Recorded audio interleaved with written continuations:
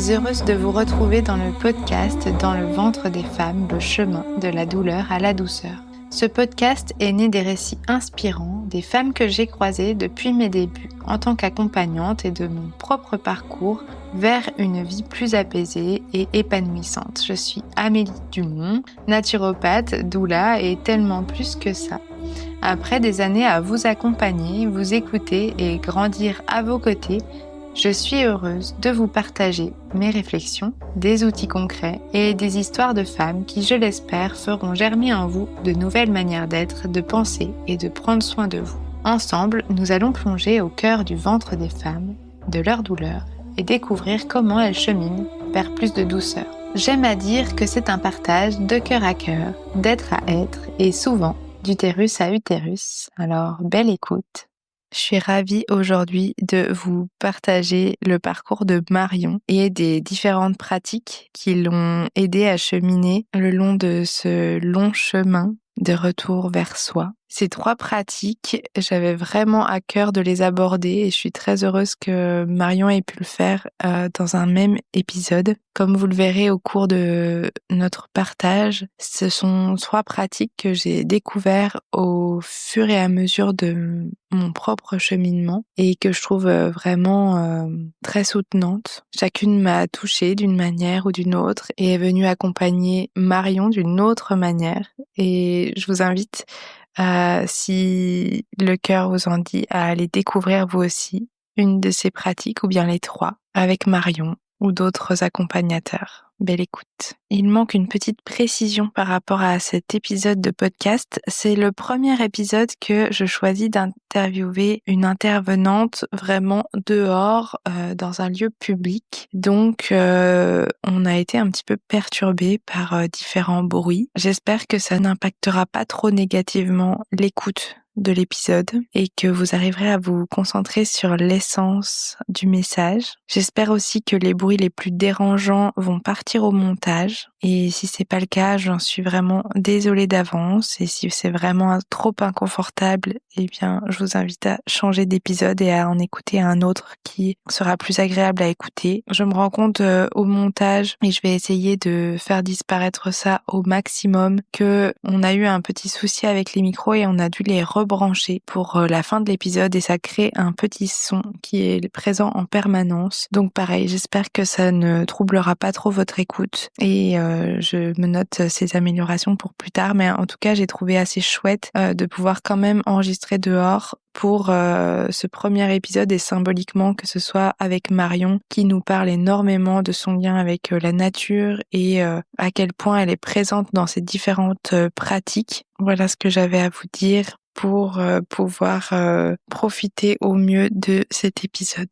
Donc merci beaucoup de répondre à cet appel en pleine nature et de venir partager autour de tes pratiques. Alors Marion, du coup, moi je te connais plus par tes pratiques que en tant que personne finalement, parce qu'on s'est pas beaucoup rencontrés. Et du coup, je suis très heureuse de te découvrir un petit peu plus aussi aujourd'hui, de t'accueillir dans ce podcast. Alors ces pratiques justement, à ma connaissance en tout cas, ce sont donc les éco-rituels avec la formation que tu as suivie avec Marianne Grasselli-Meyer, toute la formation en médecine symbolique aussi que tu pratiques avec ton compagnon, entre autres. Oui. Et enfin, les 13 mères originelles, du coup. C'est ça. Donc, on reviendra dessus certainement au fur et à mesure, mais c'est 3 pratiques qui me parlent beaucoup parce qu'elles ont été présentes aussi sur mon propre cheminement pour devenir la personne que je suis aujourd'hui. Elles m'accompagnent encore. Ok. On parlera peut-être aussi de ce projet actuel que vous avez aussi, qui t'anime certainement beaucoup en ce moment. Alors, de quoi est-ce que toi, tu as envie de nous parler? Par quoi tu aurais envie de commencer dans tout ça? Alors déjà, je voudrais te remercier de m'avoir invitée pour ce podcast. Comme je te l'ai dit avant d'arriver, je suis honorée de cette invitation. Donc merci pour ça. Par rapport à toutes ces pratiques, je peux éventuellement te parler des 3, t'expliquer un peu comment je les relie aussi. Ça peut être une possibilité. En partager aussi au niveau personnel sur pourquoi moi je suis venue à ces pratiques et pourquoi ça m'a donné aussi envie de me former et de les transmettre. Parfait. Alors pour commencer, je veux bien commencer par les 13 mères originelles parce que c'est ça qui a été le point de départ, la première pratique que j'ai rencontrée. Alors ça a commencé au départ par un week-end qui s'appelait Terre féminine que tu co-organisais, il me semble, en 2018 et 2019. J'étais bénévole. Ok. Et ça a aussi initié plein de belles rencontres pour moi par la suite. Moi, j'en ai fait partie. En tout cas, j'étais là à la 2e édition en tant que participante. Lors de cette édition, c'était en novembre 2019, je participe à un atelier avec Marianne Grasselli-Meyer, qui est la femme avec qui je me suis formée aux éco-rituels. Là, je rencontre l'instrument du tambour. Vraiment le tambour médecine, le tambour chamanique. Et quand je fais cet atelier avec Marianne, le fait de jouer du tambour avec elle, ça me déclenche vraiment des grandes sensations physiques et aussi des sensations au niveau émotionnel, comme si je rencontrais quelque chose que je connaissais déjà. C'était vraiment très touchant pour moi ce moment. Du coup, en rentrant de ce week-end, je décide un peu de creuser ça, le côté tambour, comment je peux en fabriquer un, et aussi en même temps de creuser ce que propose Marianne. Je commence à chercher où est-ce que je pourrais fabriquer un tambour. Et plus je cherche des infos sur le tambour, plus je tombe aussi par hasard sur des infos au sujet des 13 mères originelles. Je trouve du coup un couple en Bretagne qui propose une fabrication de tambour. On décide d'y aller avec mon compagnon, c'était à l'été 2020. Et donc ça y est, je fabrique mon instrument et je commence à en jouer, à pratiquer pour moi. Et cette même année, je trouve aussi une femme qui propose la transmission de l'enseignement des 13 mères en Franche-Comté. Je vois que dans les 13 mères, le tambour médecine est bien présent aussi, notamment pour le chant d'ouverture, pour les pratiques de rituels qu'on peut faire aussi dans les cercles. Au moment de m'inscrire, me revient aussi le souvenir d'un cercle de femmes que j'avais fait avec Pauline Fournier, qui, je crois, était aussi là au Week-end Terre Féminine. C'était une des co-organisatrices. Ah oui. Je me souviens d'un dernier cercle que j'ai fait quelque temps auparavant et dans lequel elle nous lit un conte des 13 mères. Un peu comme pour ma rencontre avec le tambour, quand je repense à ce conte, ce que j'ai ressenti quand je l'ai écouté, quand elle l'a lu, ça m'avait déclenché un peu la même sensation, comme si je reconnectais à quelque chose de profond, quelque chose qui venait vraiment me toucher et qui parlait fort à mon âme. Je pourrais aller jusque-là. Donc le fait de commencer cet enseignement des 13 mères, pour moi, ça venait rassembler ces 2 belles rencontres que j'ai faites auparavant dans ma vie. Ce que j'ai aimé dans l'enseignement des 13 mères, c'est le fait de pouvoir vivre une pratique sur une année entière avec le même groupe de femmes. Et ça, pour moi, ça a été très fort par rapport au cercle de femmes que j'avais déjà fait auparavant, où là, c'était vraiment sur des thématiques ponctuelles, avec des groupes qui changeaient à chaque fois. Là, je découvre en fait la puissance de partager un cheminement sur un an avec ces mêmes femmes, la puissance des résonances en fait qui s'activent entre nous, la puissance de tous les miroirs, de comment cet enseignement vient nous chercher chacune à des endroits différents, sur des thématiques différentes dans nos vies, et comment on peut chacune en retirer aussi des choses pour notre enseignement, pour nos apprentissages, et comment on peut mettre du sens aussi sur ce qui nous arrive. Ce qui m'a surpris aussi dans cet enseignement, c'est le fait que chaque gardienne, chaque mère de clan, elle vient toujours nous chercher là où on s'y attend pas. Moi, j'ai vu à chaque fois que ça venait m'amener à prendre conscience de certaines choses, à soulever différentes problématiques auxquelles je m'attendais pas et qui pourtant étaient vraiment toujours les bienvenues dans mon timing personnel, dans mon processus intérieur. Et par rapport à cet enseignement, moi, dans ce que j'ai vécu, ça correspondait en fait à 13 cercles dans l'année où on se retrouvait souvent au moment des nouvelles lunes. Et on était un groupe d'environ 6 ou 7 femmes. Je sais qu'on peut aller dans des groupes un peu plus importants parfois. À chaque fois, on allait rencontrer du coup une mère de clan dans ce cercle. Il y avait au départ un temps d'ouverture et aussi un temps de parole qui était assez long, qui permettait justement d'aller mettre en évidence toutes ces résonances. Et après, on avait souvent plutôt un temps de pratique de rituel ou de méditation pour aller vraiment connecter plus en profondeur la mère de clan, la mère originelle concernée. Moi, j'ai vécu cet enseignement pendant 2 ans de suite avec la même transmettrice. La 2e année, il y avait d'autres femmes qui s'étaient jointes à nous dans le groupe. Et ensuite, la transmettrice, elle a arrêté de le faire. Moi, ça m'a donné envie de continuer à vivre ça et d'expérimenter par moi-même. Et en fait, pendant 2 années, j'ai vraiment reconnecté à cet enseignement des 13 mères en expérimentant différentes pratiques qui m'animaient aussi. Et j'ai vu comment je pouvais mélanger en fait ce côté enseignement traditionnel avec des pratiques plus concrètes pour poursuivre son intégration.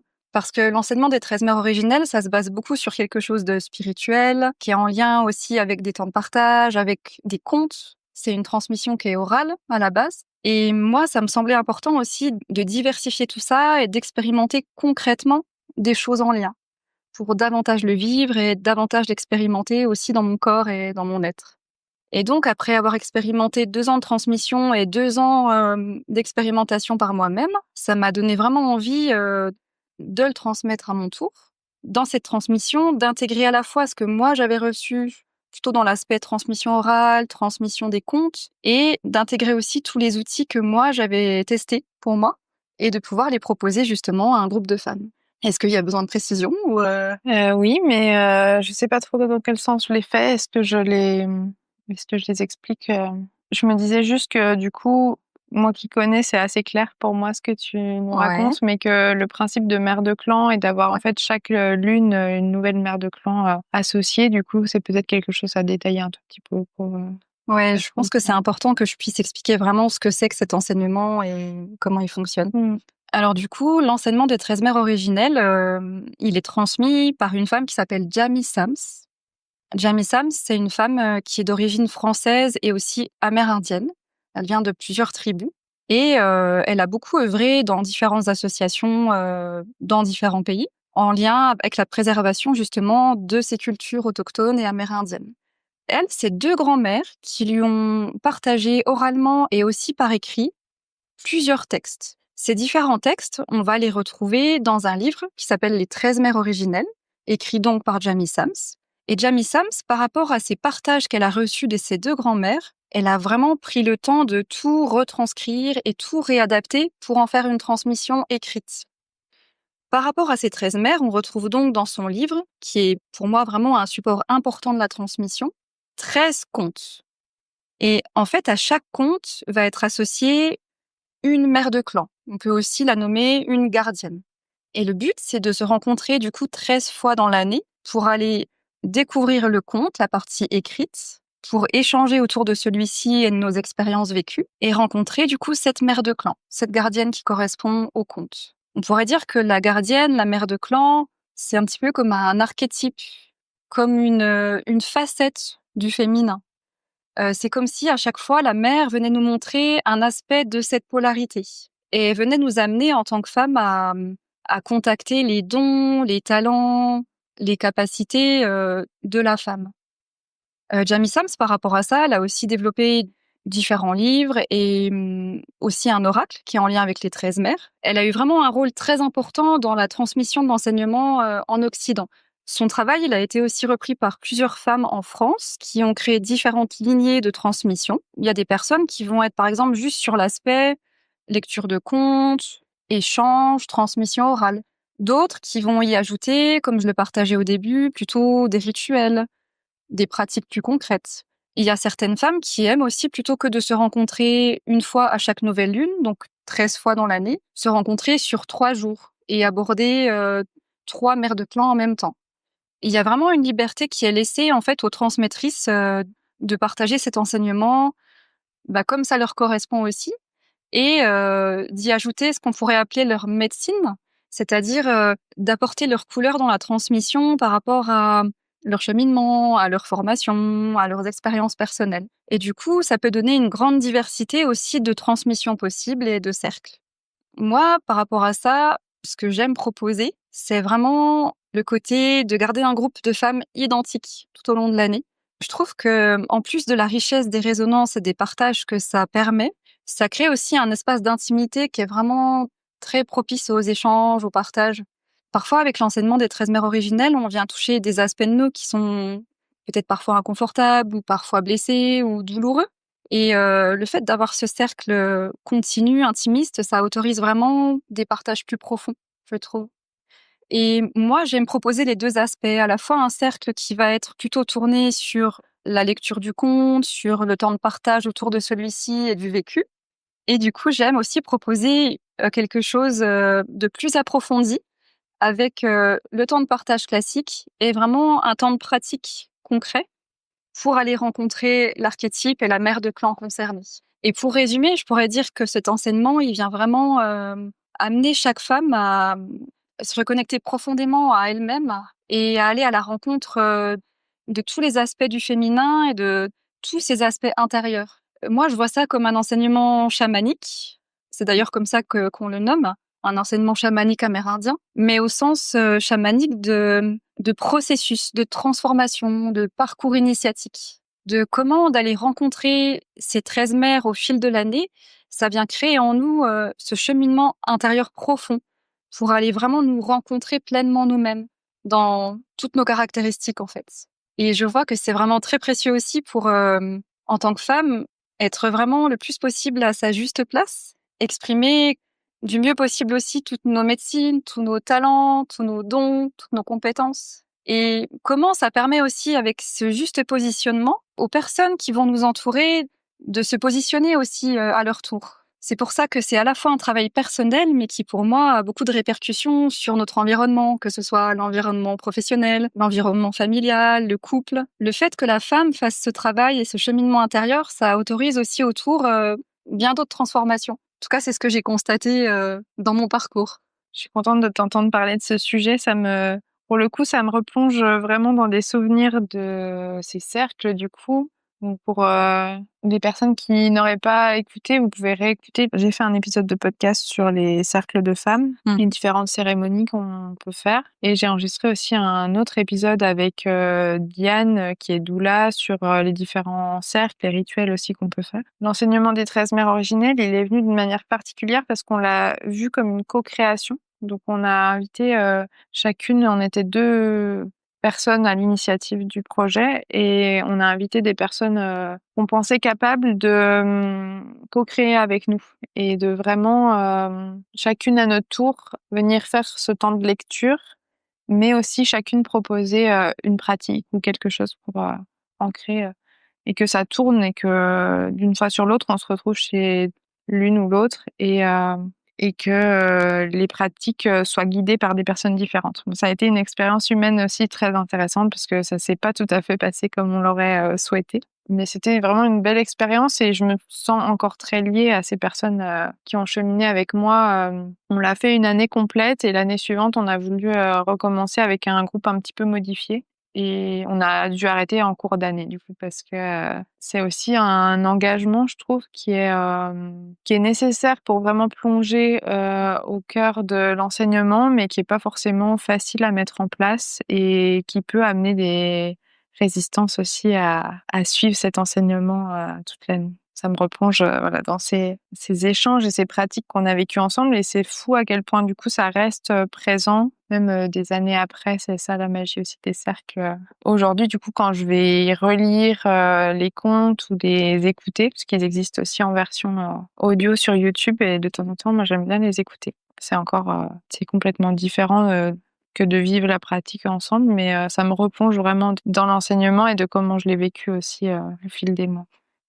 Est-ce que tu as envie de rajouter quelque chose par rapport à ces 13 mères? Il y a peut-être juste un sujet que je me suis noté quand tu as commencé à parler un peu de l'histoire des 13 mères, c'est que ce que j'ai beaucoup aimé dans ce que j'en ai gardé, peut-être c'est pas tout à fait dit comme ça, mais quand on s'intéresse du coup à toutes ces pratiques, très souvent il y a la question aussi de l'appropriation culturelle qui vient forcément se poser à un moment. Et dans mon souvenir, justement, elle pose dans son livre l'idée que pour elle, c'est des savoirs qui ont besoin d'être connus, qui sont nécessaires à l'évolution du monde et que justement, elle le dépose presque en espérant qu'on en fasse tous quelque chose, qu'on le transforme, qu'on le vive à notre manière. Mais peut-être qu'on garde quand même du coup cette lignée, qu'on l'honore. Comment ça te parle? Bah justement, merci d'aborder cette thématique puisque c'est quelque chose qui m'a longtemps questionné, la question de l'appropriation culturelle. Moi-même, avant de transmettre, je me suis posé ces questions et je me suis dit, mais vraiment, est-ce que c'est OK que je puisse le faire et est-ce que je suis pas en train de rentrer dans cette appropriation justement en proposant cet enseignement? En relisant le livre de Jamie Sams, tu as raison, dans l'introduction, elle insiste vraiment sur l'importance de diffuser cet enseignement au-delà du continent d'Amérique du Nord, que ça puisse aussi aller jusqu'à l'Occident, que ça n'ait pas de limite justement géographique ou de peuple, entre guillemets, que c'est quelque chose qui va au-delà puisque ça touche vraiment ce féminin profond, ce grand féminin, je pourrais dire, et que c'est important que chaque femme sur la Terre puisse y avoir accès. C'est vraiment un souhait de Jamie Sams dans ses écrits et des personnes qui lui ont transmis aussi. Et de relire ça, ça m'a vraiment rassurée sur le fait que c'était OK de le diffuser un maximum. Après, moi, c'est vrai que j'ai vraiment porté une attention à ça dans ma transmission et dans ce que je propose. Justement, Marianne Grasselli, avec qui j'ai travaillé par la suite dans les éco-rituels, est vraiment aussi attentive à ça dans sa transmission. Et ça m'a donné des clés supplémentaires de voir que moi, en fait, avec cet enseignement, je ne joue pas à l'amérindienne, mais j'essaye d'apporter un enseignement qui a aidé les femmes de cette origine en Occident, justement. Et dans les pratiques que j'amène pour compléter, de rester sur des pratiques qui vont correspondre aussi à notre culture plus occidentale. Le but, c'est pas forcément qu'on se transforme en amérindienne ou qu'on vive comme ces personnes, parce que c'est pas possible concrètement de le faire ici. Mais comment, en fait, en tant que femme occidentale, française, on peut quand même tirer des grandes lignes, des points qui sont très importants pour la femme en général et qui vont toutes venir nous toucher à différents endroits en tant que femme. C'est ça pour moi aussi la force de cet enseignement et de l'archétype du féminin, des 13 femmes qu'on rencontre, des 13 mères de clan, de ces 13 archétypes, c'est que ça vient toucher des sujets universels pour la femme, pour le féminin. Qu'on soit amérindienne, qu'on soit asiatique, qu'on soit africaine, qu'on soit européenne, qu'on soit jeune, qu'on soit vieille, qu'on soit mère ou pas. On vient vraiment toucher des thématiques comme la maternité, comme le couple, toutes les choses qui sont en lien avec les traumatismes comme les abus du féminin. Le lien qu'on peut avoir à la nature, le lien qu'on peut avoir aussi en tant que femme à notre cyclicité. Et ça, pour moi, c'est vraiment des sujets qui sont universels et qui touchent toutes les femmes de la planète. Et c'est aussi la grande force de cet enseignement, finalement, d'aller toucher tous ces aspects du féminin au-delà de notre origine. Et du coup, de le voir comme ça et de porter cette attention à ça, je vois que ça m'a bien apaisée par rapport à cette question de l'appropriation culturelle. Merci de revenir dessus. Est-ce qu'on s'en va vers une autre pratique? Eh ben, juste pour terminer, est-ce que tu veux que je partage rapidement ce que j'apporte avec l'enseignement? Oui, bien sûr. Ouais. Moi, ce qui m'a paru important, c'est de préserver en fait à la fois le côté traditionnel de la transmission orale que j'ai expérimenté et que j'ai reçu, et de faire vivre aussi l'enseignement avec d'autres pratiques qui m'animent. Et en fait, je crée quelque chose à la fois à partir des écrits de Jamie Sams, des contes, des temps de partage, et j'aime y amener aussi justement la pratique des éco-rituels, de la médecine symbolique et aussi des pratiques corporelles qui vont aider à intégrer, à vivre cet enseignement autrement. Voilà. Merci. Est-ce que tu as une préférence entre la médecine symbolique et les Eh éco-rituels? bien, je partirai sur les éco-rituels parce que c'est la suite aussi de mon cheminement. Ok. Si ça te va comme ça. Super. Alors, pour continuer, donc à ce week-end Terre féminine, je rencontre le tambour, je rencontre à nouveau l'enseignement des 13 mères originelles et je rencontre Marianne Grasselli Meyer, avec qui je joue du tambour. Et après ma première année de participation à l'enseignement des 13 mères originelles, je chemine un peu plus en profondeur vers moi et je reviens à nouveau vers le travail de Marianne Grasselli Meyer. Marianne Grasselli Meyer, c'est une personne qui est art-thérapeute et qui a été formée aussi à de nombreuses pratiques, notamment avec Maud Séjournant, et qui sont en lien justement avec les 13 mères et toutes les pratiques traditionnelles amérindiennes. Et quand j'avais rencontré cette femme à Terre féminine, j'avais été vraiment très attirée aussi par la formation qu'elle propose de praticiennes en éco-rituel. Mais à l'époque, je m'étais pas du tout autorisée à aller plus loin, à regarder plus en détail, à éventuellement m'inscrire. J'étais encore enseignante, professeure des écoles dans cette période. Et pour moi, c'est comme si je devais rester un peu dans ce carcan. Je pouvais pas forcément m'ouvrir à ces pratiques. Il y avait une question vraiment d'autorisation personnelle, de liberté dans tout ça. Et après un an de cheminement avec les 13 mères, l'appel était toujours fort de participer à cette formation des éco-rituels. Et pour moi, c'était un peu la suite logique aussi des 13 mères. Parce que c'était aussi encore un autre moyen de me relier à ces cultures amérindiennes, d'approfondir aussi mon lien à la nature. Et donc, je décide de tenter une candidature à cette formation et je suis acceptée. Donc, je la fais en 2021. Je pars dans le sud de la France pour ça, dans les Alpes du Sud. On est un groupe d'une 30aine de personnes dans un lieu en pleine montagne, très sauvage. On peut dormir dehors, vraiment très en contact avec les éléments. Je me dirige vers le travail de Marianne puisque ce que j'apprécie, c'est que déjà j'accroche beaucoup avec cette femme dans sa posture, dans qui elle est, dans ce qu'elle dégage, dans sa simplicité, son humilité et en même temps sa grande puissance, son ancrage. Et dans sa formation, pour moi, elle mixe vraiment différentes approches. La musique, le chant, la présence très centrale du tambour et de son accompagnement. Et puis, vraiment, elle laisse aussi une place très importante à la nature. Pour moi, ce qui a été très fort, c'est de voir que les éco-rituels, c'est comment créer un accompagnement avec moi, la praticienne, la personne ou les personnes que je vais accompagner et la nature. Et c'est de voir que ces trois entités qui vont créer l'éco-rituel sont au même niveau. Et ça, pour moi, c'était un aspect très important, ce côté vraiment horizontal. La nature est aussi importante que moi. Et les personnes que j'accompagne sont aussi importante que moi. On est tous au même niveau. Et Marianne, dans cette pratique-là, nous amène aussi à découvrir plus en profondeur la rune médecine amérindienne. Cette rune médecine, c'est vrai qu'on en parle brièvement dans l'enseignement des 13 mères originelles, sans forcément aller plus loin dans sa rencontre ou dans son approche, en tout cas dans ce que moi j'ai vécu dans les transmissions. Et là, Marianne nous montre comment cette rune médecine, avec ses 4 directions, la direction de l'Est, du Sud, de l'Ouest, du Nord, et puis les 3 autres directions qui sont celles d'en haut, celle du ciel, du soleil, celle d'en bas, qui est plutôt liée à la terre, et la direction du centre, plutôt liée à notre cœur, notre propre direction intérieure, peut aider l'humain dans l'ensemble de sa vie. Elle nous montre en fait comment cette rune médecine peut être quelque chose de dynamique et vraiment nous aider dans notre processus de guérison, dans notre évolution. Et comment, en fait, chaque direction peut être reliée aussi concrètement à des éléments naturels et à des règnes. Par exemple, pour la direction de l'Est, ça va être une direction qui est associée au règne humain et à l'élément du feu. Le Sud, ça va être plutôt dans la rune médecine qui m'a été transmise, l'élément de l'eau et puis le règne végétal. L'Ouest, on va pouvoir travailler avec l'élément de la terre et le règne minéral. Et au Nord, on va plutôt travailler avec tout ce qui est règne animal et l'élément de l'air. C'est vraiment voir comment ces directions et à quoi elles sont associées sont des forces dans l'accompagnement que je peux proposer aux personnes. Et dans un éco-rituel, moi, ce que j'apprends, c'est cette co-création avec la nature et avec les personnes que j'accompagne. Et un éco-rituel, c'est pas quelque chose qui est toujours plaqué de la même manière sur les personnes. C'est vraiment partir d'une demande, d'une problématique, d'un passage de vie, et à partir de cette demande de la personne, créer un rituel qui va être unique. Donc à la fois, ça demande un petit temps de travail en amont, mais il y a aussi après tout le temps sur place de vécu du rituel avec la nature, où beaucoup de choses peuvent passer qui n'ont pas forcément été prévues ou préparées à l'avance. Et donc par rapport aux éco-rituels, moi, ça m'a beaucoup aidé personnellement, en complément des thérapies que je faisais déjà, par exemple de la psychothérapie, à acter des transformations, à célébrer aussi des avancées. On en revient un peu sur le côté concret que je partageais dans les 13 mères, sur comment je pouvais, dans ces rituels, poser des actes concrets pour passer à autre chose. Et je peux développer, si tu le souhaites, comment ça se passe concrètement. Je veux bien, je vais juste boire un petit peu d'eau.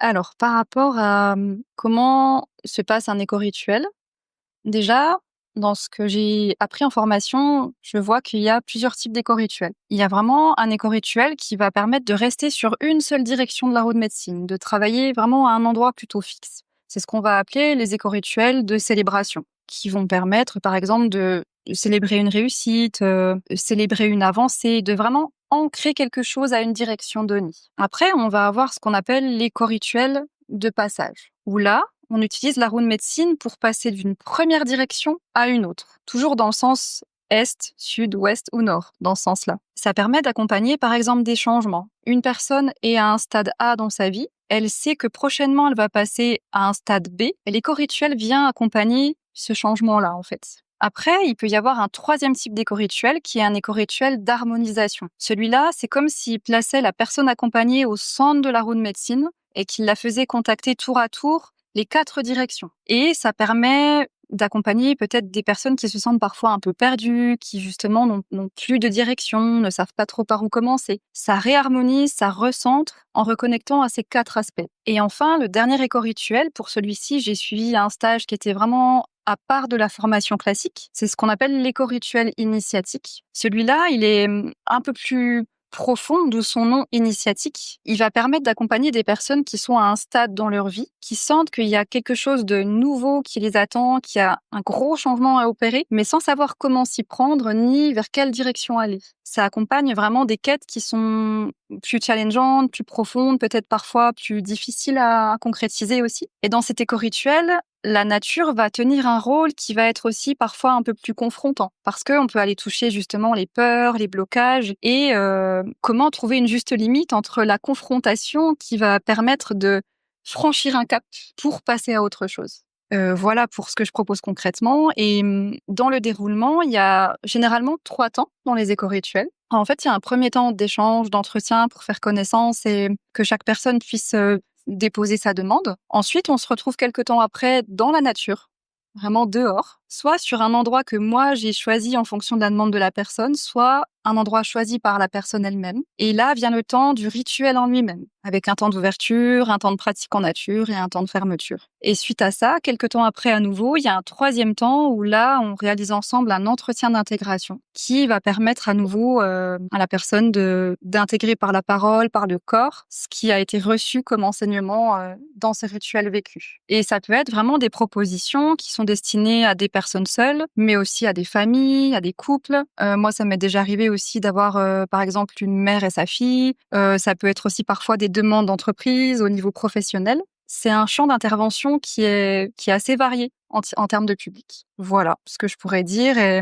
du coup, je fais le lien aussi avec les 13 mères sur le côté comment être dans cette reliance à ce qui est plus grand que nous et qui n'est pas forcément visible, mais qui pourtant est bien présent dans nos vies en termes de soutien, en termes de manifestation et sur comment aussi en tant que femme peut apprendre à se reconnecter à tout ça. Et les éco-rituels, ce qui est très central pour finir pour moi, c'est le côté nature miroir. Comment la nature va venir nous enseigner, va venir nous montrer des choses par rapport à nous. Voilà.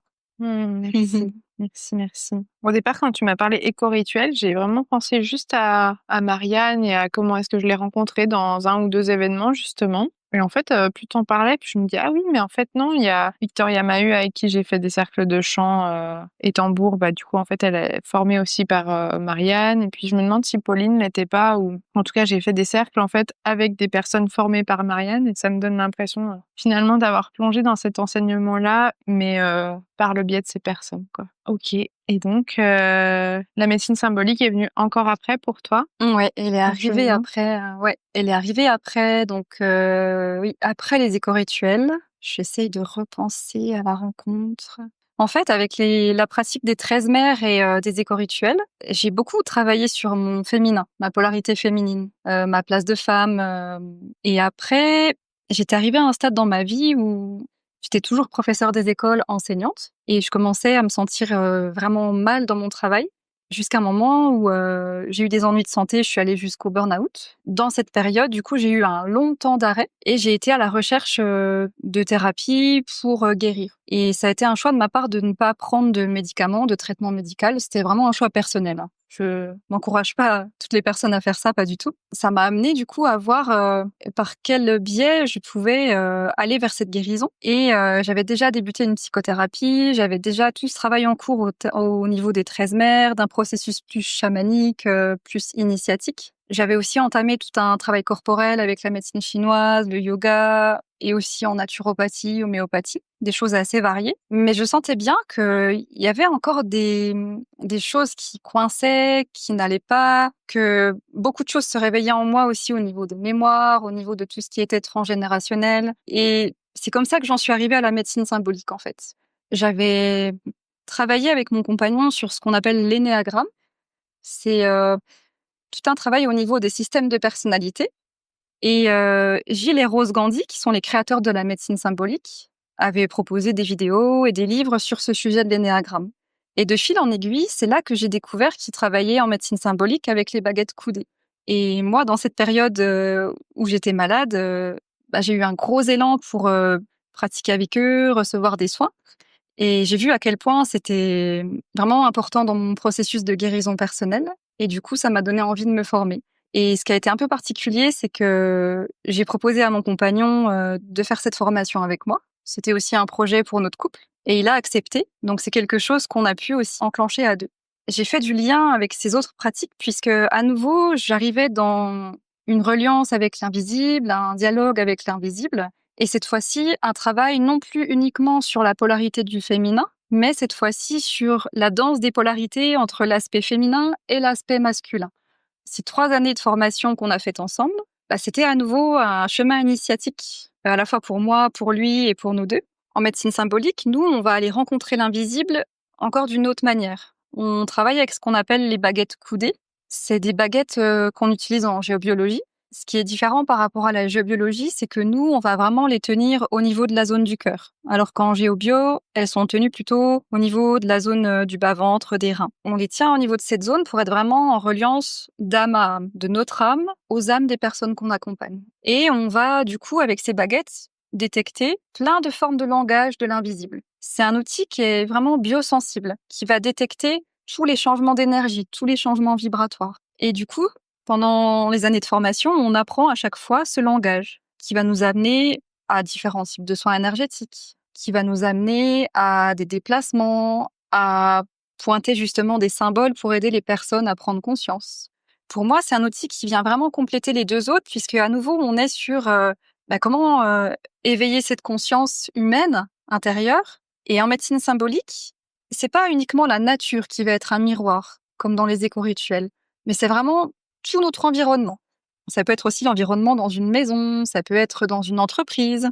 Et c'est comment, quand je vois quelque chose, ça peut me présenter quelque chose de symbolique, un symbole, qui va tout de suite couper la réflexion mentale ou l'analyse et venir toucher au niveau de l'âme. Par exemple, un jour, pour moi, je suis placée devant un portail avec un gros cadenas. C'est ce gros cadenas que je vois. Et tout de suite, ça montre ce côté limitation, ce côté enfermement que je vis dans certains domaines de ma vie. Mais une autre personne, face à ce symbole, aurait très bien pu voir autre chose.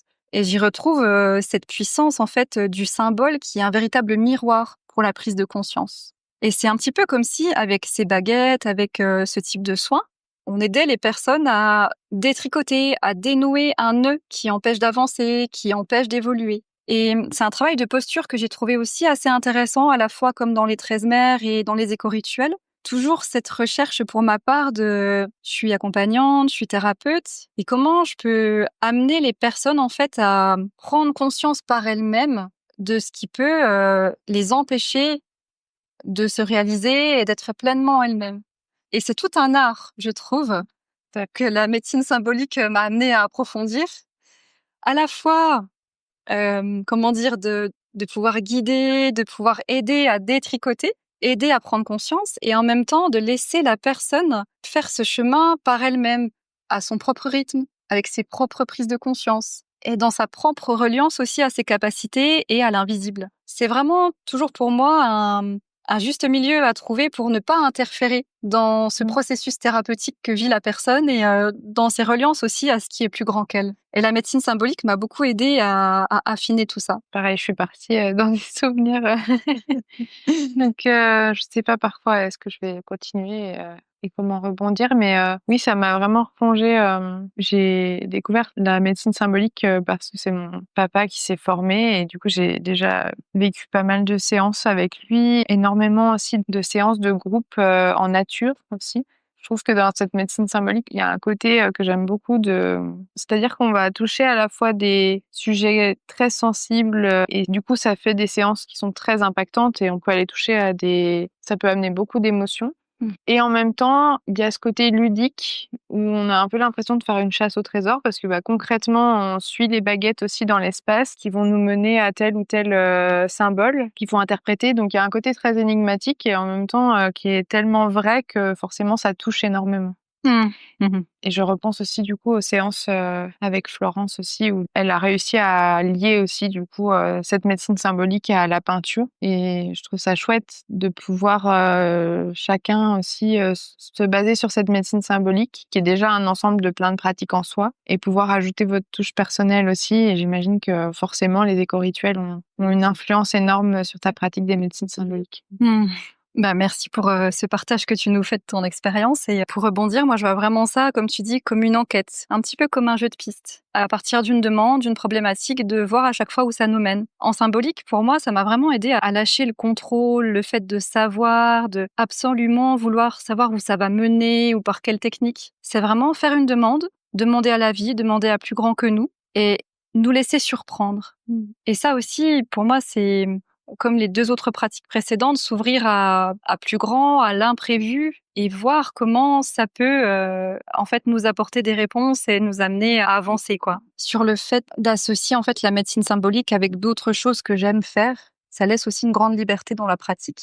Moi, ce que j'ai aimé retrouver dans la médecine symbolique, c'est le côté aussi lien à la nature, lien à l'environnement. En médecine symbolique, il y a un gros pan de la formation qui est en lien avec les lieux sacrés. Alors, ce qu'on appelle lieu sacré, ça peut être un lieu remarquable en nature, une source, un arbre, un menhir. Ça peut être aussi un lieu comme une chapelle, une église, une basilique. Et c'est des lieux qui sont sur des points d'énergie spécifiques de la Terre et qui vont pouvoir aussi à partir d'une demande, nous enseigner, nous montrer les endroits de nous qui sont encore bloqués ou qui ont besoin d'être conscientisés. Moi, c'est vrai que cette pratique-là, j'apprécie de la mixer avec l'enseignement des 13 mers puisque je peux emmener aussi les personnes en nature, cette fois-ci avec mes baguettes coudées, et voir comment la nature va nous enseigner d'un point de vue énergétique et d'un point de vue sacré. Comment ce que va manifester un lieu va être un miroir de ce qui se passe aussi en nous. Et c'est pour moi à nouveau un moyen d'aller contacter le sacré, l'intime de nous-mêmes à travers un lieu et à travers une autre pratique. Ça, pour moi, c'est encore un point commun que je vois à la fois dans les 13 mers, avec ce cercle qui est un espace intime, un espace sacré de partage et d'expérience. L'éco-rituel avec, pareil, cet espace-temps sacré du rituel dans la nature et la médecine symbolique et la rencontre avec ces lieux. Je vois que ça peut se rejoindre aussi dans cet aspect-là.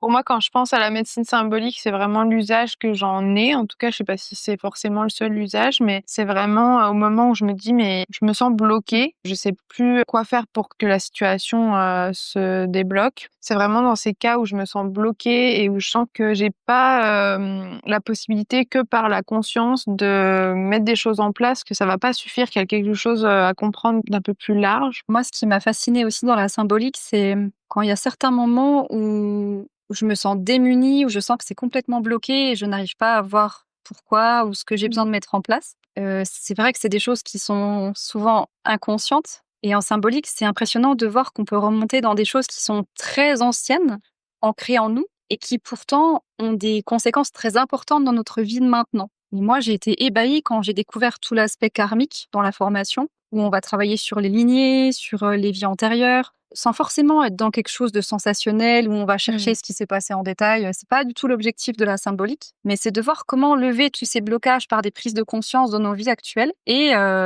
comment pouvoir s'en libérer pour avancer dans ce qu'on a envie d'être et de concrétiser, quoi. À nouveau, ça fait du lien avec les deux autres pratiques sur comment cette reliance à l'invisible, ce dialogue qu'on peut avoir avec l'invisible, avec plus grand que nous, peut nous amener à concrètement dans le visible, dans la vie physique, dans la vie quotidienne, à avancer et à se libérer de ce qui entrave, quoi. C'est pour moi vraiment l'aspect central, en fait, de toutes ces pratiques. Je pourrais dire cette reliance tertielle et comment de travailler sur les 2 aspects en même temps, nous amène à une complétude humaine aussi. Je sais pas forcément quoi ajouter de plus, sinon que, pour moi, j'ai à cœur vraiment de transmettre à travers ces 3 pratiques principales, parce que c'est vraiment 3 pratiques, je dirais, qui m'ont rapprochée de moi-même, de mon être profond. Je vois à quel point c'est bon pour moi de me rapprocher de qui je suis pleinement et de pouvoir exprimer ça dans le monde. Et j'en reviens un peu à l'aspect de comment être sa propre médecine dans le monde, c'est-à-dire comment œuvrer, contribuer au monde, que ce soit par un projet pro et aussi dans l'aspect personnel, à partir de qui je suis en profondeur. Moi, de l'avoir vécu pendant plusieurs années, ça m'a vraiment donné envie de me former et de transmettre ça aussi à mon tour. Et l'autre truc que je voulais partager, c'est que c'est des pratiques qui peuvent parfois être confrontantes. C'est-à-dire que ce soit en symbolique, dans les 13 mers, même aussi dans les éco-rituels, on va aller parfois visiter des aspects de nous-mêmes qui sont sombres, qui sont parfois désagréables ou on a du mal à aimer. En tout cas, que moi, j'ai eu du mal à aimer pendant un temps. Mais c'est aussi de voir qu'en tant qu'humain, j'ai la profonde conviction qu'on est tout à la fois, qu'on peut être des parts qu'on trouve belles et d'autres moins, qu'il peut y avoir aussi des aspects de nous qui sont très inconfortables et très confrontants, mais que finalement tout a sa place. Et moi, c'est ce que j'aime aussi proposer dans mes accompagnements, c'est vraiment d'aller se rencontrer dans cette globalité pour aimer tout ce qui nous caractérise ou en tout cas apprendre à l'accueillir et vivre avec cet ensemble-là. C'est pas juste être dans la joie et que tout soit beau et que tout soit lumineux. C'est vraiment aussi aller voir tout ce qui peut faire partie de nous et qui peut nous saboter aussi. Et comment ces 3 pratiques, pour moi, elles m'ont amené aussi à reprendre un pouvoir, à retrouver une souveraineté, à vraiment apprendre à être maître de moi-même. C'est vrai que c'est vraiment 3 pratiques qui peuvent t'amener à avoir plus de connaissance de soi et en même temps qui sont, vraiment, je trouve, 3 pratiques qui nous amènent à travailler sur, plus d'ancrage au quotidien et d'avoir vraiment, plus de conscience dans notre quotidien, je trouve. Bah, je te rejoins aussi là-dedans. Même si on travaille avec une partie d'invisible, d'énergétique et l'aspect aussi chamanique, c'est l'intérêt que je trouve aussi assez pratique, c'est qu'il y a un côté hyper concret. Et que souvent, dans l'enseignement des 13 mers et aussi en médecine symbolique, on termine les soins ou les cercles par tiens, quel l'engagement je peux prendre là concrètement envers moi-même et quel acte je pourrais dès maintenant installer dans ma vie pour évoluer. Et il y a un côté qui est finalement très relié au concret et à la vie quotidienne. Est-ce que tu as envie de nous parler de justement concrètement quelle place ça prend toi dans ta vie aujourd'hui, Ouais. du coup, ces pratiques? Je peux partager un exemple récent, en fait, qui est en lien avec le déménagement qu'on a vécu avec Nicolas, avec mon compagnon. Donc, en fait, au mois de mars, on s'est installé dans un nouveau lieu de vie qui se trouve dans les Vosges chaunoises, dans un village qui s'appelle Bellefailly. C'est à peu près à 1 heure et demie de Besançon. Avant, on habitait à Bussière, un village proche de Besançon. Du coup, ça fait vraiment longtemps qu'on cherchait un lieu de vie plus proche de la nature. On réfléchissait aussi à une sobriété énergétique, une maison qui soit autonome ou semi-autonome en énergie. On avait vraiment écrit tous les critères qui étaient importants pour nous. Et quand on a trouvé cette maison, c'était vraiment tout ce qu'on voulait et même encore plus. Donc déjà là, c'était fascinant de voir que la vie avait répondu et que c'était même au-delà de ce qu'on espérait. Et toutes ces pratiques, elles m'ont aidée pour aller jusqu'à l'emménagement dans ce lieu. C'est-à-dire qu'il y a eu au départ la recherche, puis après la rencontre et après l'installation concrète. Mais ça a commencé par exemple au niveau de la recherche, où au départ, on s'était dit, on va rester vers Besançon, on cherche dans le coin, mais tous les deux, on sentait que ça vibrait pas vraiment avec nous. Et dans les annonces qu'on avait sélectionnées sur Internet, toutes les alertes qu'on recevait, c'était à chaque fois dans les Vosges chaunoises. Alors que d'autres annonces sortaient vers Besançon, mais à chaque fois, ça répondait dans les Vosges chaunoises. Et moi, sans ces pratiques-là, avant, je me serais obstinée. Je me serais dit, mais non, il faut qu'on reste à Besançon. Et là, déjà, premier clin d'œil, tiens, ça répond là. Donc première ouverture de me dire ok, j'accepte de voir que ça peut être ailleurs. Et ensuite, donc on va voir la maison, on rentre dans toute une période de négociation par rapport au prix. Ça prend du temps, ça coince un peu au niveau des banques. Du coup, à ce moment-là, on utilise beaucoup la pratique de la médecine symbolique pour voir ce qui bloque encore en nous pour que ça fonctionne, pourquoi au niveau du prêt c'est long, pourquoi on sent qu'on est attiré par le lieu et qu'en même temps c'est compliqué de valider l'emménagement concret. Et on fait le lien tous les deux avec nos mémoires familiales, avec la thématique de l'engagement dans le couple, avec toute la thématique de l'argent aussi. Et la symbolique, ça nous aide beaucoup à éclaircir tout ça. Et au bout de 6 mois, on arrive à débloquer la situation et à arriver dans la maison. Et là, arrivé sur place pendant 1 mois, on se sent vraiment mal dans le lieu. Vraiment comme si on n'était pas chez nous. Et en symbolique, on travaille sur beaucoup de présences énergétiques dans le lieu, des présences d'âmes, mais qui sont à nouveau en lien avec des croyances, avec des fonctionnements qui sont morts en nous. Aussi avec tout ce qu'il y a eu comme histoire dans cette maison. On voit que cette maison a été beaucoup appréciée par les précédents propriétaires, que c'est souvent des personnes qui ont eu du mal à quitter le lieu, à laisser partir le territoire, à s'en détacher. Et donc, on fait tout ce travail-là énergétique autour du lieu en miroir avec nous et petit à petit, ça se débloque. Et aussi, il y a tout le lien qu'on a fait avec comment changer de maison, entrer dans un nouveau lieu. C'est un miroir de notre entrée dans la matière, notre naissance. On voit vraiment le rapport qu'il y a avec, cette entrée dans l'incarnation. Et changer de maison, c'est aussi pour nous, non pas rentrer dans un nouveau corps, mais quand même effectuer un changement profond aussi de notre manière de vivre et de qui on est. Et moi, j'arrive à un stade où donc je vis ce déménagement, j'obtiens ma rupture conventionnelle pour quitter l'éducation nationale, donc tout s'enchaîne à quelques mois d'intervalle. Et là, je vois que c'est difficile pour moi de vraiment passer à ce nouveau chapitre et être à l'aise dedans. Et là, l'éco-rituel se présente. Une consoeur me propose de faire un échange et me propose de vivre un éco-rituel pour accompagner ce changement. Elle me fait vivre un éco-rituel d'harmonisation qui m'aide vraiment à revisiter tous les sujets sensibles en lien avec à la fois ce déménagement et ce nouveau projet professionnel.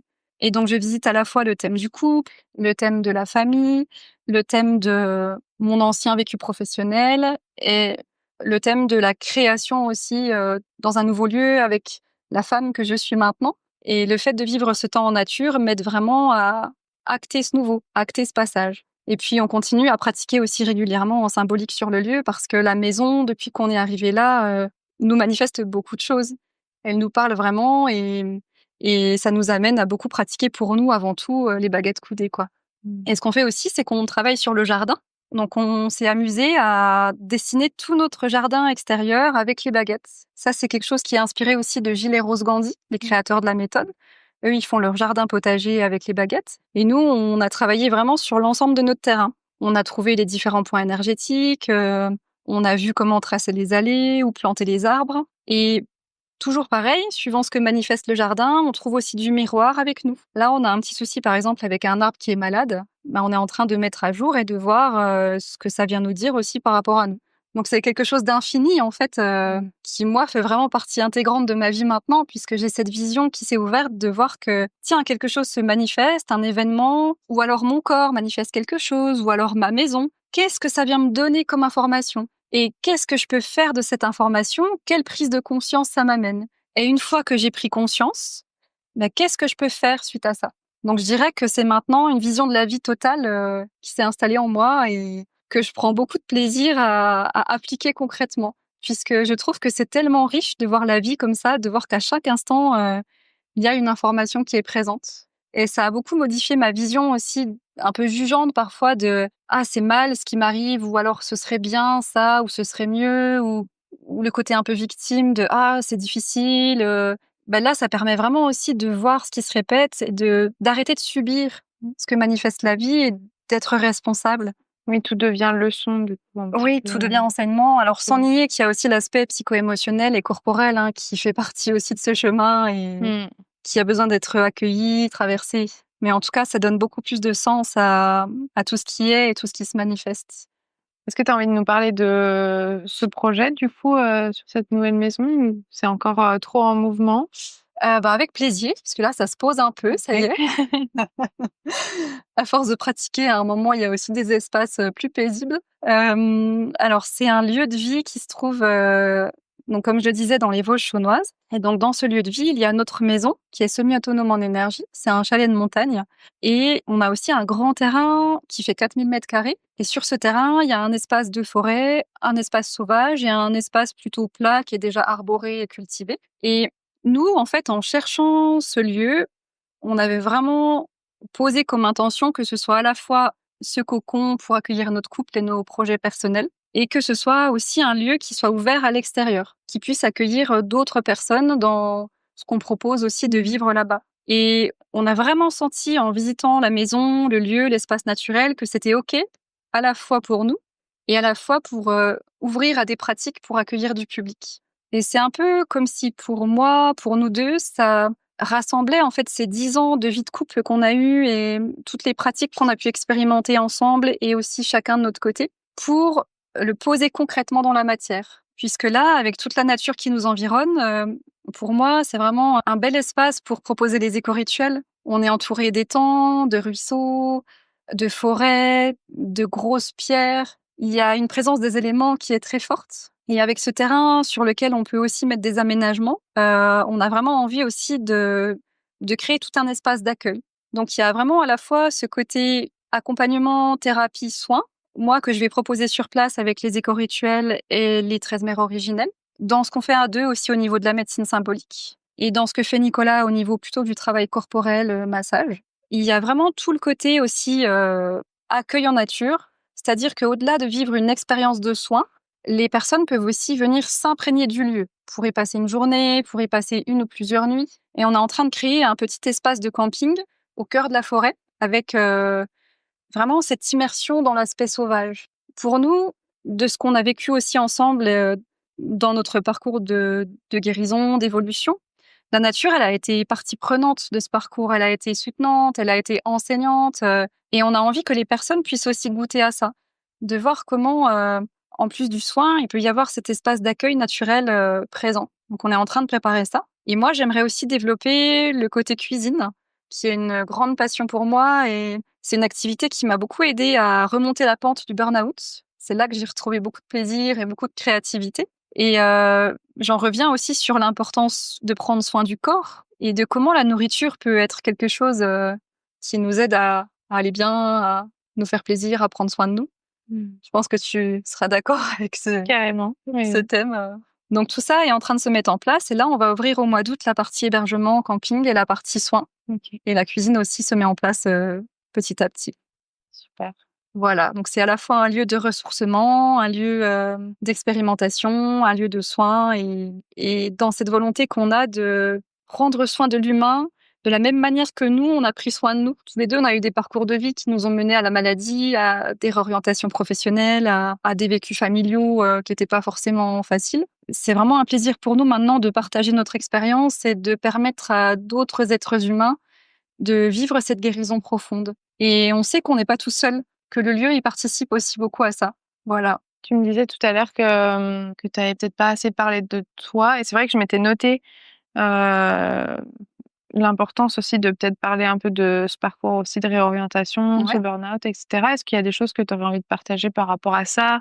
Peut-être s'il y a des femmes qui se retrouvent aussi dans cette situation-là ou dans des choses similaires?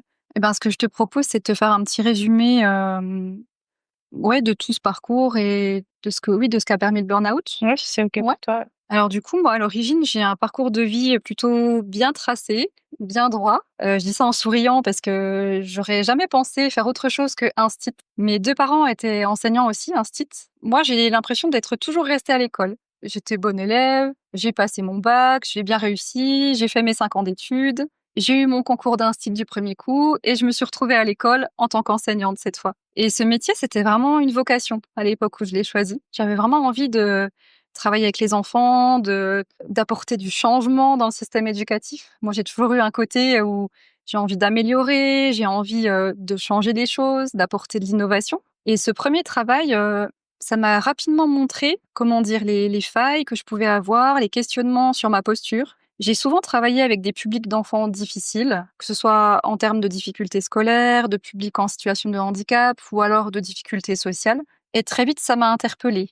Je me suis questionnée sur ma manière d'enseigner, sur, ma posture d'adulte, sur ma posture d'éducatrice et ça m'a aussi beaucoup ramenée à mes blessures d'enfant, à tout ce que moi j'ai pu vivre aussi dans l'éducation que j'ai reçue et à tout ce que l'institution peut apporter ou non à l'enfant. Ça m'a aussi amenée à élargir sur: «Tiens, voilà un petit être humain qui est plein d'envie, plein de potentiel. Comment moi, en tant qu'enseignante, je peux l'amener à exprimer ça, à déployer ça?» Et très vite, j'ai vu que dans l'éducation nationale, j'avais du mal à trouver ma place. J'avais du mal à trouver une cohérence avec mes valeurs humaines et avec ce qui était proposé. Donc j'ai eu envie de me former assez vite à des techniques alternatives comme la pédagogie Montessori. J'ai travaillé aussi dans la pédagogie du savoir-être, les pédagogies coopératives comme Freinet, le travail aussi avec l'école en forêt. Je voyais vraiment ce que ça apportait à l'enfant et moi, comment je me sentais aussi beaucoup plus alignée dans ma posture d'adulte. J'étais moins dans quelque chose qui obligeait, qui contraignait. Bien sûr qu'il y avait un cadre, puisque c'est important, mais il y avait beaucoup plus d'ouverture possible laissée à qui était chaque enfant, dans son fonctionnement, dans sa manière d'apprendre, dans son histoire de vie, jusqu'au stade où tous les ans, en fait, je changeais de classe, j'avais beaucoup de niveaux différents, je devais beaucoup m'adapter. Et puis, à un moment, j'ai voulu entrer dans l'enseignement spécialisé avec les enfants en situation de handicap. J'ai fait ça pendant 3 ans et au bout de la 4e année, j'ai choisi de me former pour devenir instit spécialisé. Et ça a été un travail de préparation d'examen qui était vraiment très lourd pour moi. J'ai eu beaucoup de choses à faire, beaucoup de travail, beaucoup de choses à préparer. C'était vraiment un gros investissement. Et en fait, j'ai raté cet examen. Et sur le coup, je l'ai vraiment très, très mal vécu. J'ai pris ça vraiment comme un échec, comme une non-reconnaissance de tout le travail fourni. Depuis là, j'ai l'impression que j'ai jamais, jamais récupéré. Comme si tout cet engagement, toute cette fatigue que j'avais emmagasinée était vraiment difficile à récupérer. Et j'ai commencé du coup à faire une thérapie, une psychothérapie à cette époque. Et ça a commencé à venir toucher d'autres aspects, puisqu'à cette époque-là, j'ai vu que le travail était un déclencheur de mon épuisement, de mon burn-out. Mais en débutant ce chemin thérapeutique, j'ai vu aussi qu'il y avait bien d'autres amarres, bien d'autres choses qui étaient à l'origine de ça. Il y avait tout l'aspect familial, il y avait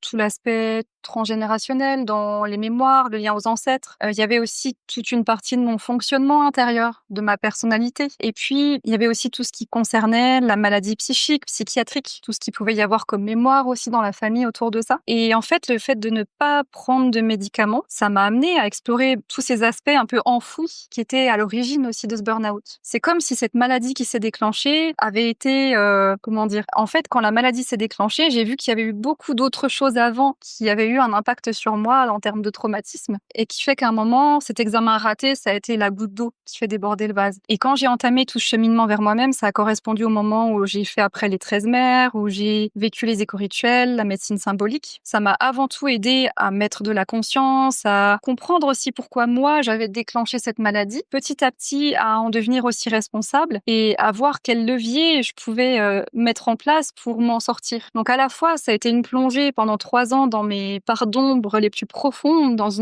des moments de souffrance intense. Et en même temps, ça m'a montré aussi les endroits où j'avais eu du mal, par exemple, à mettre des limites, où je m'étais complètement perdue, où j'avais eu du mal aussi à m'écouter. Et d'explorer toutes ces ces approches, j'ai petit à petit remonté la pente et retrouvé cette force et cette puissance intérieure. Mais ça a été vraiment de plonger profondément aux racines de cette maladie qui m'a aidée à en guérir aussi profondément. Et j'ai vu après que finalement, cet examen raté que j'ai vu comme un échec, c'était un magnifique cadeau, puisqu'en fait, si j'avais eu cet examen, j'aurais continué dans cette voie, bien tracée, instite, et j'aurais jamais exploré tout ça. J'ai l'impression que je serais vraiment passée à côté de moi, au final. Donc finalement, j'arrive maintenant, en sortant de cet épisode, en me sentant mieux, à remercier pour l'enseignement reçu. Même si ça a été vraiment dur au début. Là, je peux être dans la gratitude par rapport à l'expérience vécue. Ouais. En fin d'épisode, je pose souvent 2 questions. La première, c'est si tu avais une dernière chose à ajouter ou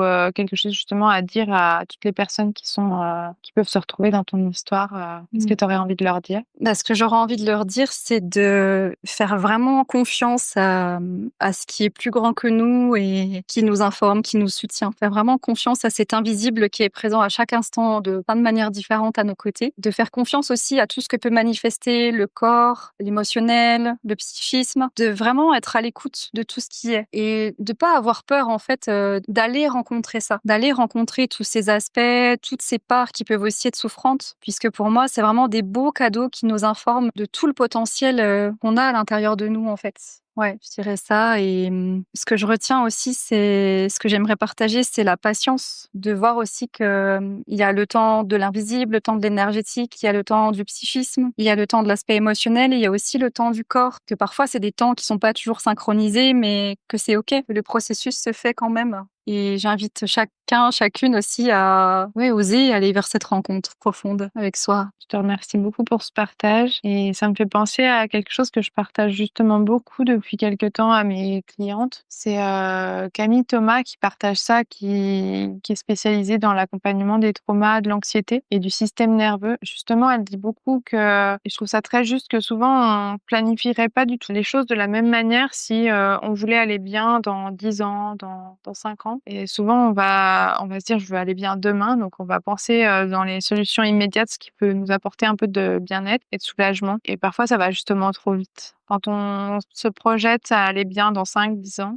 on va se donner des moyens qui sont beaucoup plus sur le long terme, y aller à notre rythme et respecter ces différents rythmes que tu nommes, autant celui du corps que celui de la vie, j'ai envie de dire. Oui, et pour moi, ça me ramène vraiment au fait que on est toutes et tous différents dans ce processus, que personne ne va passer forcément par les mêmes techniques, par le même enchaînement, par le même timing. C'est vraiment quelque chose de personnel. Et ça, je l'ai beaucoup appris aussi dans cet épisode de vie, de voir que, voilà, chacun a son chemin par rapport à ça. Et que c'est OK, notre corps sait, notre être sait, et la vie sait où elle nous emmène. C'est aussi de faire confiance à ça. Même si parfois, c'est difficile de voir ce qu'il y a après, il y a vraiment une logique à tout ça au final. Merci. Et puis la dernière question, c'est si tu avais des ressources à partager qui t'ont inspiré sur ce chemin, qui t'ont aidé et que tu as envie de partager. Ouais. Par rapport aux 13 mères originelles, il y a bien sûr le livre de Jamie Sams qui est disponible. Les 13 mères originelles, elle a aussi écrit un livre sur les sagesses amérindiennes que je trouve très intéressant pour l'intégration concrète dans le quotidien. Ça peut être une première porte d'entrée pour être en lien avec les contes. Après, par rapport au travail des éco-rituels, je conseillerais vraiment tous les livres de Marianne Grasselin Meyer, et puis aussi tout le travail d'Egger qui écrit sur l'éco-spiritualité, sur l'écologie intérieure, peut-être mieux cerner ce que ça recouvre. Il y a un vaste champ à explorer à ce niveau. Et au niveau de la médecine symbolique, pour explorer aussi, il y a tous les ouvrages de Gilles et Rose Gandhi qui sont très intéressants. Et puis à chaque fois, pour ces personnes, il y a aussi des chaînes YouTube, on peut les retrouver sur les réseaux sociaux, le site internet aussi de Marianne et des éco-rituels. C'est une mine d'informations pour entrer dans ces pratiques. Et puis pour les 13 mères, il y a aussi le travail de Claire Arnoux, qui est dans les Vosges. Elle a créé un site spécifique qui s'appelle La Voix des 13 mères, où elle regroupe beaucoup de ressources et de pratiques à mettre en place. Voilà ce que je pourrais proposer. Ok, super. Et puis toi, comment est-ce qu'on peut te retrouver? Comment on peut travailler avec toi si ça parle aux personnes qui nous écoutent? Alors, je suis présente sur les différents réseaux sociaux. Donc, j'ai ma page Facebook Marion Tisserand. J'ai aussi ma page Instagram avec le même pseudo. Et puis, on a créé aussi avec Nicolas, mon compagnon, une page commune en lien avec notre lieu de vie et le projet sur place. Ça s'appelle le Jardin du Plein sur Instagram. Et puis, il y a aussi notre site internet Jardin du Plein. Et là, il y aura toutes les précisions sur ce projet. Ok, super. Je mettrai toutes les informations dans la description du podcast. D'accord. Je te remercie beaucoup, Marion, pour cette interview. Je suis curieuse de réécouter, de voir quel a été l'impact des bruits autour de nous, de notre concentration parfois perturbée et des micros et tout. Donc, mais merci beaucoup en tout cas pour ce temps. Merci à toi aussi pour ce moment partagé.